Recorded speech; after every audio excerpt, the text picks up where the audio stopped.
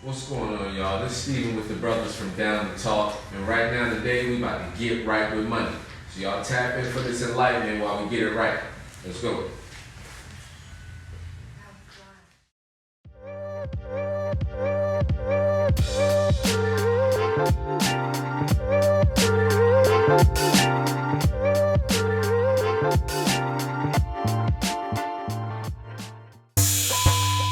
Welcome back to the channel, everybody. My name is Tony. I'm King K. This is Down2Talk. Yes, sir. Thank y'all again so much for tapping in with us each and every week. And if y'all haven't already, don't forget to like, comment, and subscribe to the channel. We have content just like this, dropping almost every single week. Yes, we do. Here on this channel, Down2Talk, what we like to do is pretty much just get the conversation started. We talk about everything from artistry to cooking to painting. And I'm going to let King K serve about what we got going on this week on the channel. Big facts, big facts. And on this channel, we're all about changing the world one conversation at a time. If you have a business, come present it. If you're an artist, come perform. And if you have a testimony, please come share it. And today we want to do things a little bit different, a little bit seriously. A finance episode. And we have somebody to talk about it. Steven? Yep. Sir. Nice. Yes, sir. So, tell us about yourself, man. My name is Steven Williams. I'm 35. I work in the financial industry. Married, 2 children. This is my brother-in-law right here. And shout out, my man. And big time sports fan. Big time sports fan. I'll put that out there. The only thing probably more the sports that I enjoy, that's a hobby of mine, honestly, is finance. Overall finance. Okay. So, like you say, you was 35. I'm 30. Back in the day, I made some choices to put me in a financial trap. Okay. Like buying apartments and buying cars at a young age. I feel like that's like a financial trap that, society's put that on us, that we got to pay something every month and just keep going. So with the knowledge you have now, what would you tell your younger self about finance? First thing I would tell myself, set your goal first. And the reason for that is people tend to chase money, and that's bad because it's infinite. There's no amount you can ever hit. Whether you're Floyd, Warren Buffett, Tim Cook, you can't save or accumulate enough money. But if you set yourself to goals, things start to materialize, things that you can actually manifest. So with my younger self, I was really intent on accumulating money, not knowing what I wanted to do with it, who I was going to give it with, where I was going to place it, how it was going to grow.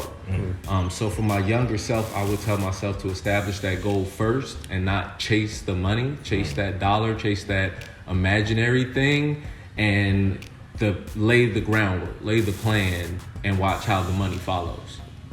That was deep. Yeah, right? Already got me thinking about some of the things I'm going to switch up, man. So, you had mentioned earlier specifically about setting goals. Yes, absolutely. Doing that first. But, going back a little bit farther, what are some of the mistakes that you made to get you to that level of knowledge where you need to be making goals first? In investing in the stock market, dealing with the stock market, some of the mistakes I made was over trading, over leveraging, being too active, and not necessarily setting those goals, like how many shares I wanted to accumulate on a monthly basis, on an annually basis. What did I want to come of that, if I was receiving dividends from them, or whether it was something that I saw appreciating over time. Those kind of goals weren't there. Being over trading, I'm like, I'm up $500 in this, I like this, I'm gonna take it out of this and put it in somewhere else, which ultimately that's not investing. That's what trading is. They're two different concepts. So I over traded. I started investing in 2012. I always tell people I was profitable by 15, right? But because of that over leveraging and over trading, being too active. So I would definitely say that was a bigger mistake. So selling was the biggest mistake that I made. Don't sell. Okay. So I'm gonna switch gears a little bit. I know we talked about the stock market and in the past. We recently had a pandemic, right? Absolutely. And not only the pandemic, but just everyday life. People lose their jobs, and people go through things. People get sick. Tell us some of the things that a family as a whole can prepare, financial wise. So there's a couple different options you have, and it kind of goes back to finance as a whole, where it's not a cookie cutter thing. Everyone's families are different. Everyone's situation is different. Everyone's needs is different. Everyone's wants are different. And that's where the loose money is found, in the wants, not in the needs, in the wants. So everyone's emergency fund is, once again, it's an imaginary number. How much money could you put away to feel safe? And that's where investing comes. That's where having that goal or that dollar amount is. If you can put down on a piece of paper, it takes $80,000 for me to live, right? What does that look like? Most people say save $1 million. Why did they say that? Because simple math. If you have $1 million and you're getting 8% a year, it's $80,000. People could live off of that. Right. That's why they'll say put it to that point. But you could get that same 80,000 without having $1 million invested.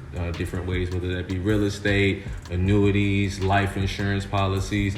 There's different ways for you to build out what it looks like. So instead of focusing so much on that emergency fund, because that number is, you may not be able to set it.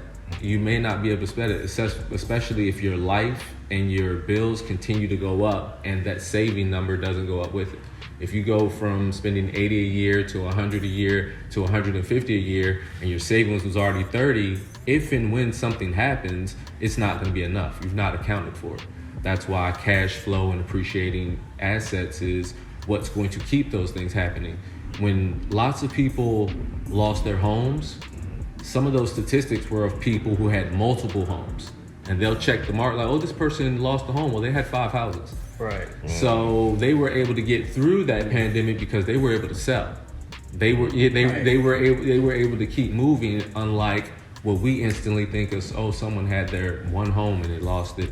A lot of people did go into their parents' homes.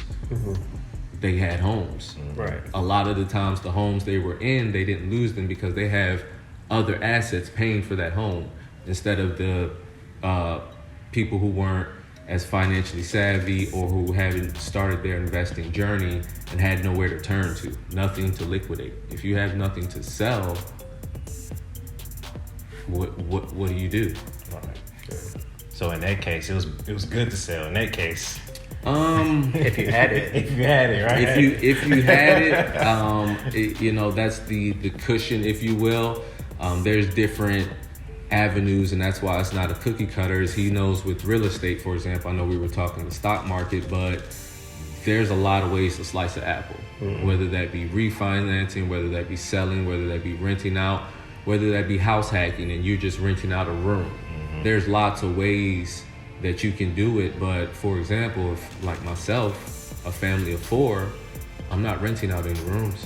Right, can't. of course. It's I need them. it's not an option. So I need to have different things in play for that. But it's the same thing. If you're gonna have an emergency budget, if that is what you want, the best status baseline I could think is 1 year worth of expenses. Whatever it costs you to live for 1 year, have that. You'd have to know what that number is first. Of course. Right. And then have that saving. So if everything was to collapse, without you giving up anything, without giving up the Netflix, without giving up the car note, without giving up anything, everything's paid for a whole year. Hopefully you can make a way. Right. Right. Okay. Man, that was a great one. That was a great one. And as he said, there's no cookie cutter, so there's no base foundation for one size fits all for everybody when it comes to finance. And in saying that, going forward, as far as teaching the next generation, how young is too young to start learning about financial literacy? It's never too young. It's never too young, because in its abundance, even in I'm not gonna talk about any public schooling or any private schooling or any charter schooling, but this kind of information isn't taught at large at any place.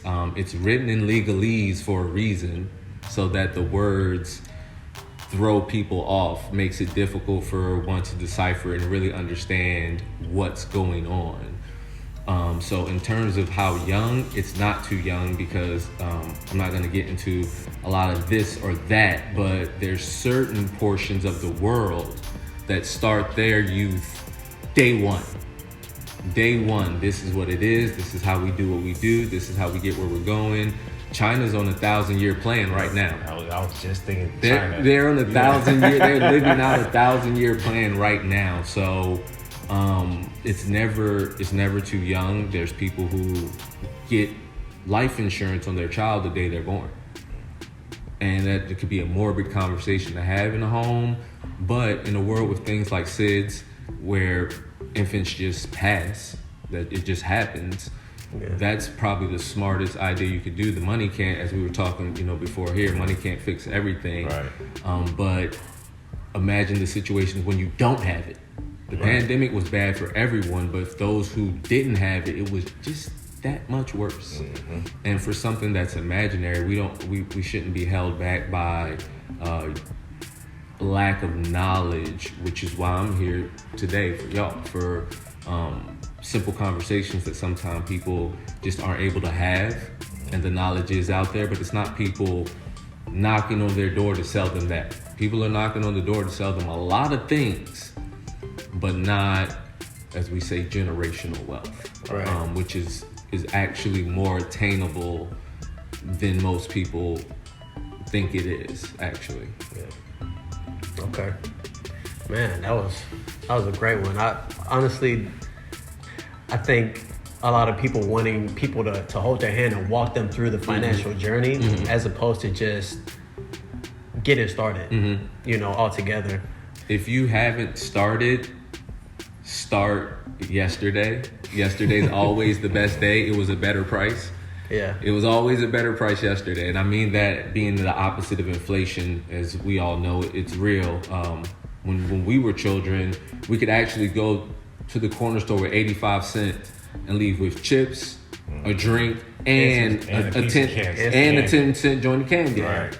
With 85 cents, we could get by. Now today, your kid's going in there with like $5. Coming out with one thing.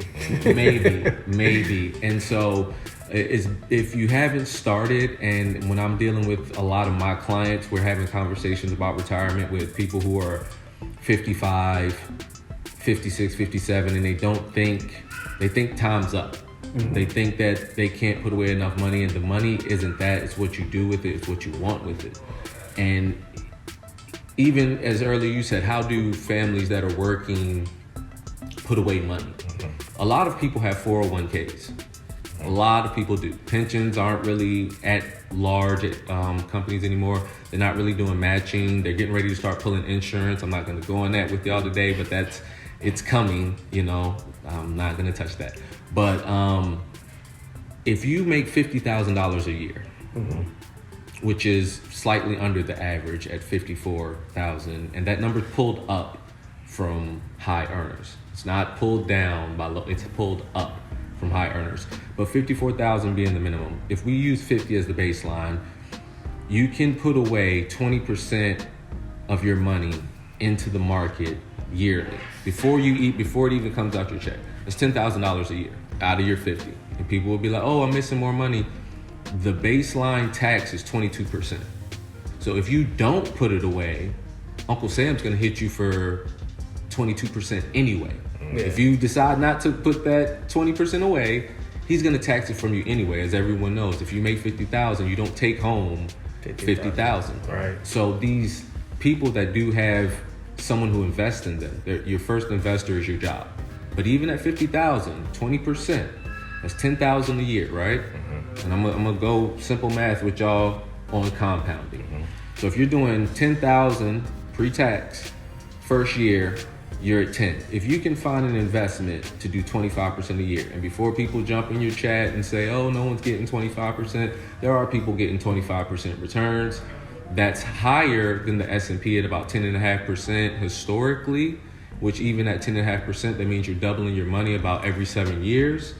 So we would still want to do that. But if you can get 25% return the way compounding works, that means in 3 years, you'll double your money. So a rule for everyone to teach some people today is something called the rule of 72. If you take the number 72 and you divide it by your return, whatever you're getting year over year, it'll tell you how long it's going to take for you to double your money, which is that's what we want to do. So if you're putting away $10,000 a year and you can find 25%, that means you'll go from year one at $10,000 to year 3 at almost $50,000 in that account. You're making $50,000 a year, and after putting away your money at 20%, for 3 years, you've now accumulated a whole year's worth of your annual salary. Mm-hmm. And looking at the doubles, if you, once again, people are gonna say you're not gonna keep 25%, it's possible. Yeah. If you do your due diligence, but even at 10%, even at a lower amount, if you're doing $10,000 a year over 10 years, that's $100,000. If it's at the S&P average at year 7, you're over $200,000. A person who makes $50,000 a year can put away $250,000 in a decade if they just put away 20% and lay off. Right. In a decade, not 30 years, not, but the belief of everything that's going on and feeling trapped and all this, that, and the third.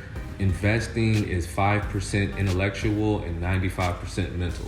That's why it's no one number. I don't know what it takes him and his family to be okay forever. He doesn't know what it takes me and my family to be okay forever. That's different for us, as people. Right. But when you strive for it and you make it tangible, as we were talking about manifesting earlier, when you put a face on it, it's attainable. He knows my plan. 45, I want to be retired. I told y'all earlier, I'm 35. At 45, I want to be completely done with laboring. And I like what I do. And that aligns with my children being 18. I want them to go and see the world. They have their own custodial accounts. They can go whichever route y'all want to go to college, go backpacking, just experience it.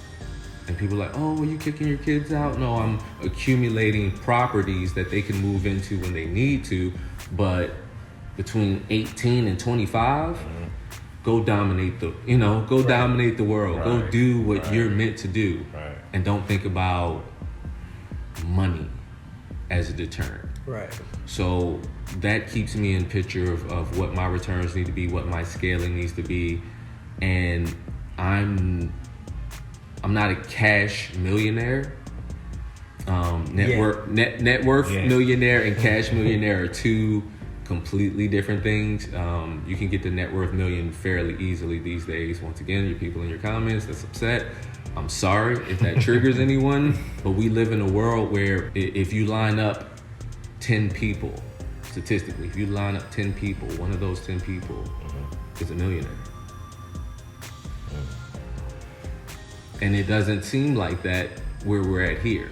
Now, once we talk about the billion, there's only 3,000 billionaires in the world. So obviously that's the 1% of the 1%. But when we're talking about millionaires, there's millions. Oh yeah. There's millions and millions of millionaires. So when we put that projection out there, do you think you would need $50 million to retire and call it a day? Of course not. Absolutely not. Absolutely not. It's not even something certain people strive for. And a lot of people that are in that bracket that do make that much, they continue to work because it's not about the money for them. So on the other side of the spectrum, why do we make it about the money for us? Especially when we have less, you would figure that would give us an acute sense of that being more important. Right. But when the world's always on fire and there's no tomorrow, you can't give to your future self. And that's what investing is, in a nutshell. It's you investing in your future self.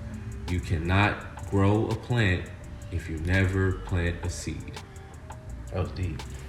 Hey, man. Hey, man. It is what it is. It is what it is. But I do want to say this. He is not speaking foreign language, guys. Have your priorities straight. Don't go out here buying cars, buying scat packs, getting apartments, and all that type of stuff. Save your money and invest your money. It'll pay off in the long run. Steven, if there's anything that you could leave for our followers and for yours, what would that be? I think that would be to be kind to yourself, be kind to others. I think that could go a long way in the betterment of us all as people. Maybe not just don't get in people's way. And then also invest in yourself.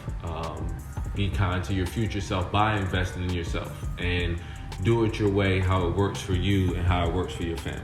Whether you do that through the stock market, real estate, derivatives, options, Forex, things of that nature, annuities, whole life insurance, IULs, whatever those different products that you put together to make it easier for you to enjoy life and not stress over life.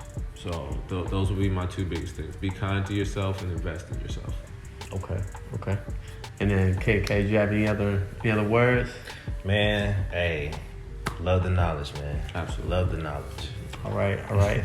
And you heard it here, man. Be kind to yourself and invest in yourself. Don't forget about those. Thank y'all again so much for tuning in with us. If y'all haven't already, again, don't forget to like, comment, and subscribe to the channel. If y'all content just like this drops almost every single week, so don't forget to tap in. Thank y'all again so much for tuning in. Catch us next week or the week after. This is Down to Talk.